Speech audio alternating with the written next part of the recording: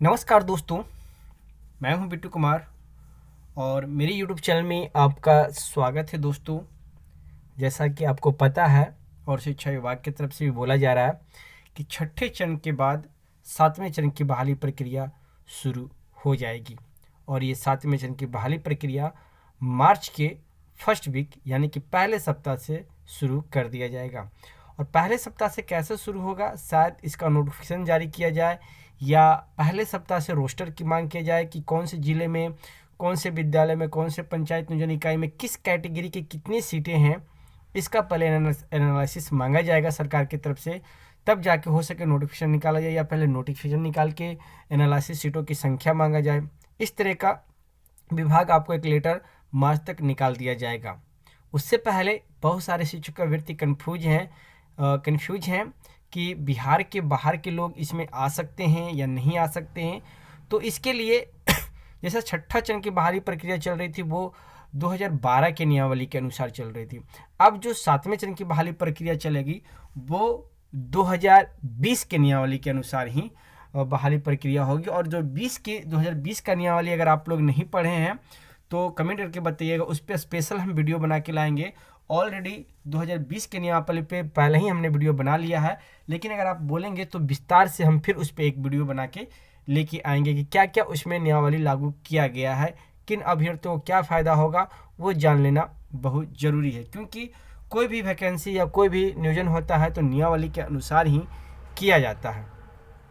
तो चलिए, जिस दिन नियमावली जारी हुआ था उस दिन के ही पेपर में, ये बहुत पहले का पेपर छपा हुआ है, आज का नहीं है, बहुत पहले का है, ये हम खुल के बता देते हैं। जब नियमावली 2020 लागू हुआ था उसके बिहानों के पेपर में छापा गया था, तो उसमें कुछ पॉइंट दिया गया है, वो जान लीजिए। इसमें साफ कहा जा रहा है कि बिहार निवासी ही बनेंगे राज्य के प्रारंभिक स्कूलों में शिक्षक। तो देखिए, निवासी दो तरह के होते हैं, एक आधार कार्ड के अनुसार और एक आवासीय के अनुसार वो होते हैं, और एक होते हैं जैसे डोमिसाइल लागू हुआ है, इस बार सातवें चरण में डोमिसाइल लागू कर दिया गया है, और एक होते हैं डॉक्यूमेंट के आधार पे।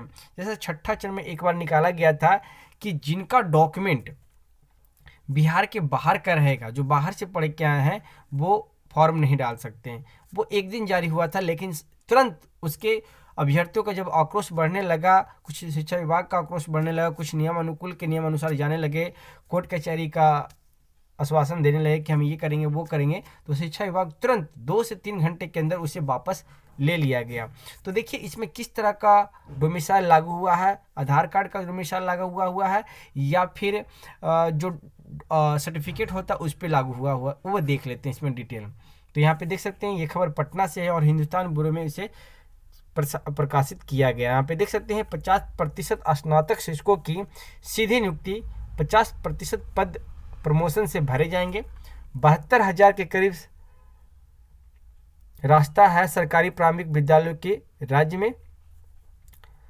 यहाँ पे थोड़ा सा देखिए, पेपर धुंधलापन है, ठीक से नहीं दिख रहा है। नगर प्राथमिक शिक्षकों के 3 संवर्ग होंगे, यानी कि अगर 72,000 सीटें हैं, लेकिन ये सीटें किसका है, 1 to 5 का, 6 to 8 का या ऊपर का, वो देखना होगा।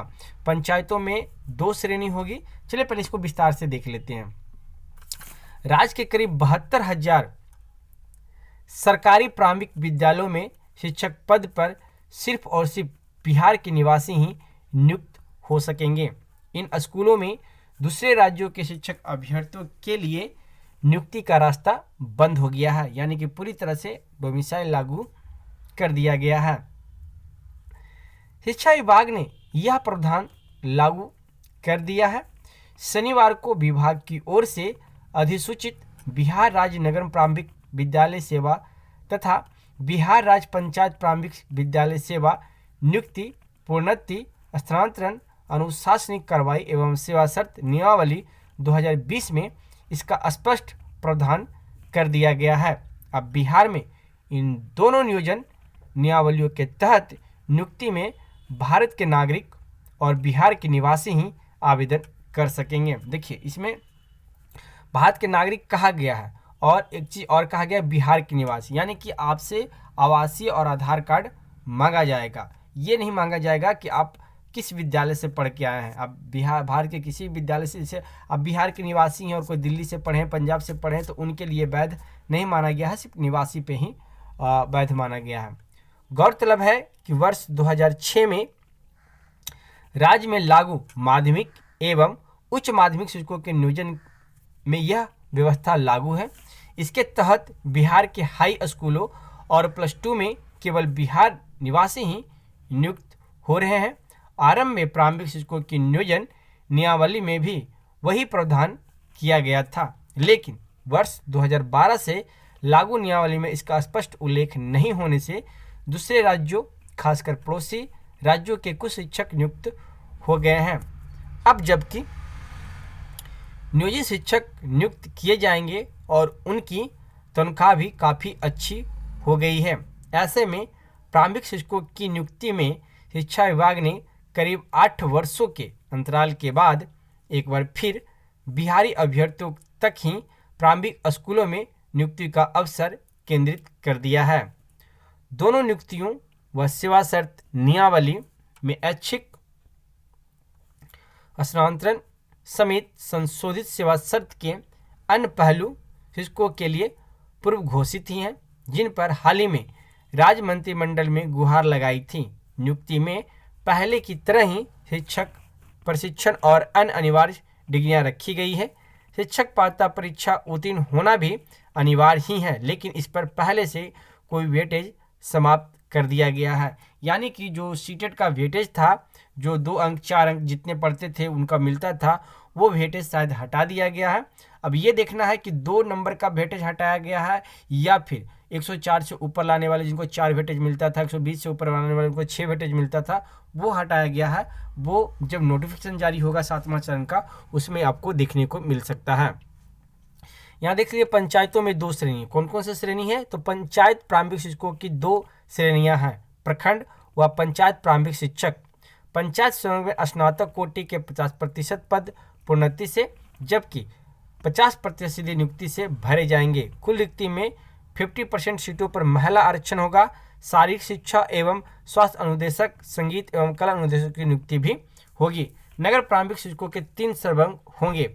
नगर प्रारंभिक शिक्षकों को भी 2 श्रेणियां होंगी, नगर शिक्षक प्रारंभिक और नगर शिक्षा मध्य विद्यालय। इसमें 3 संवर्ग होंगे।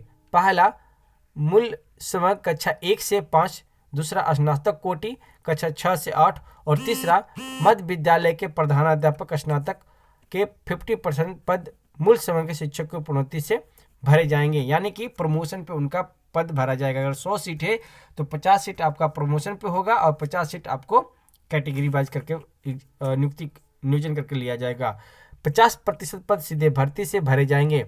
मध्य विद्यालयों के हेडमास्टरों के 100% पद प्रमोशन से भी भरे जाएंगे।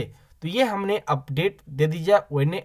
वैसे अभ्यर्थियों को जो थोड़ा सा कंफ्यूज थे, उनको लग रहा था कि हम फार्म डाल सकते हैं या नहीं डाल सकते हैं, अगर आप बिहार के बाहर के निवासी हैं तो 7वां चरण में आपके लिए पूरी तरह से बंद हो गया है।